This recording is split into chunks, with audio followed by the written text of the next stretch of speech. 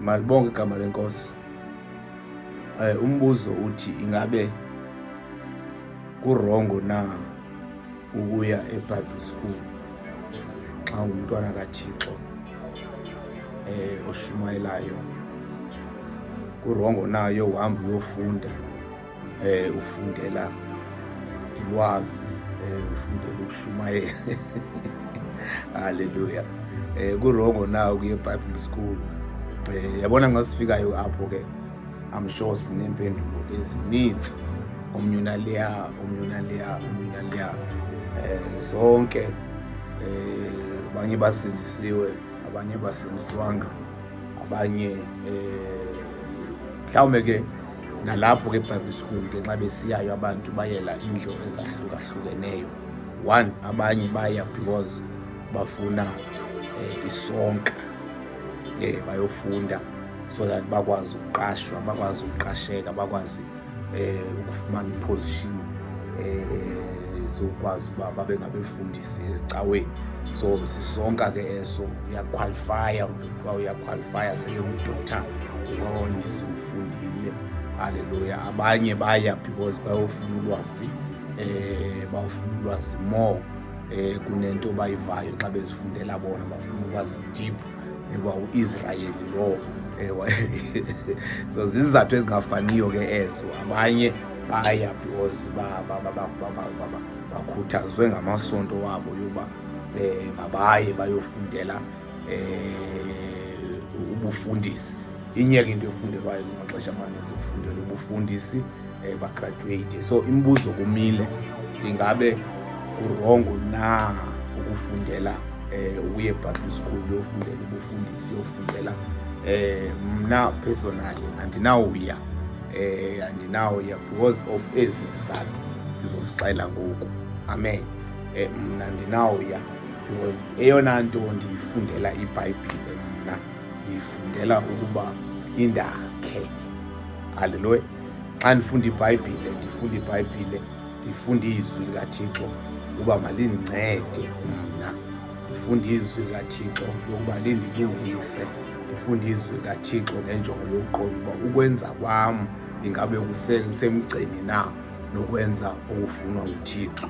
Then ke ngoku le yokuyohamba ke ngoku ndiyoyishumayela izamva because le bendiyifunda indincedile. Then nditsho ndikwazi ke nam ukuhamba ndiyidlulise ndiyoyishumayela. Nantsi ke yona njongo yam apho ufike ndixake khona ngoku nxa ndizawuhamba ndiye eBible school ndihambe ndiyofundela ubufundisi.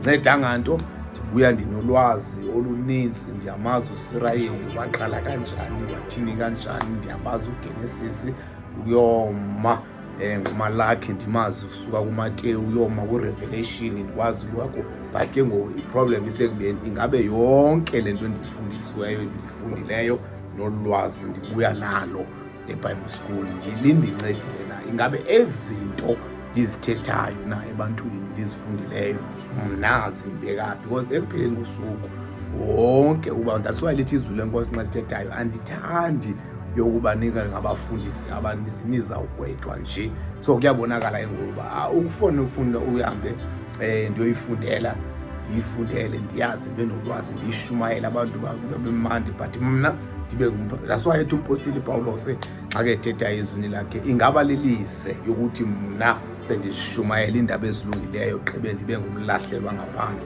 Seso sizathu ke esidalayo uba mna ndingafundi. Funeke uba ndingafiki kumavesi amaninzi endimane andinangxaki, but le ndiyifundileyo sendifike kuyo mayindincede. Then ndime ngesibindi uba ndiyayishumayela, ndiyishumayele mna kuqala, indincedile. Because kunabantu athi umshumayele emile phaa evuthe ebile emanzi, baba abantu bezibuza imibuzo uba hayibo, ewe siyamva yena uyashumayela uthi, kodwa siyamazi mani uba le nto akayithethayo akayiyo. So siyamazi uba le nto akayithethayo ayinjalo, ukuhla kwakhe phaa, uyeka kwakhe. So yonke ke loo nto le iza because wena ube nolwazi but ungekangenwanga kulwazi. So it's up to umntu nomntu yokuba uyibona kanjani, because baye wathi abanye abantu no man obani bayile baye eBhayibhile bayofundela amaqhinga okushumayela. nyhani ke nxa uyijongayo kwenye i-angle ungayibona nje ungamaqhinga, because xa uzawushumayela into wena ungasoyiyo nento ongayenziyo izawuhamba ibonakala uba no, khona apho ingahambi kakuhle. So ungaya e-public school, ungangaya e-public school, akho zulu uzolufumana lingcono ngokuya kwakho e-public school, akho zulu lingcono uzalufumana ngongayi kwakho. So kuxhomekeka uba wena ufuna ntoni, but ungalingena izulu ungayanga, ungalingena izulu uyile, but ungayishumayeli ilwazi olumfumeneyo but ingancedanga wena, because one day ubani nobani usezawuphendula ngezinto akazithethayo ebantwini bakaThixo, because abantu ayisobethu. Haleluya, Nkosi mayibongwe. So benzama nje ucacisa ke loo nto leyo uba mna andinawuya, so ndirayithi kwesi certificate endizifundelayo for uba ndifumane umsebenzi. So nalapho ke nongqayi sezanele ngoba nawuphindele Nkosi mandisikelele ekhaya. Amen.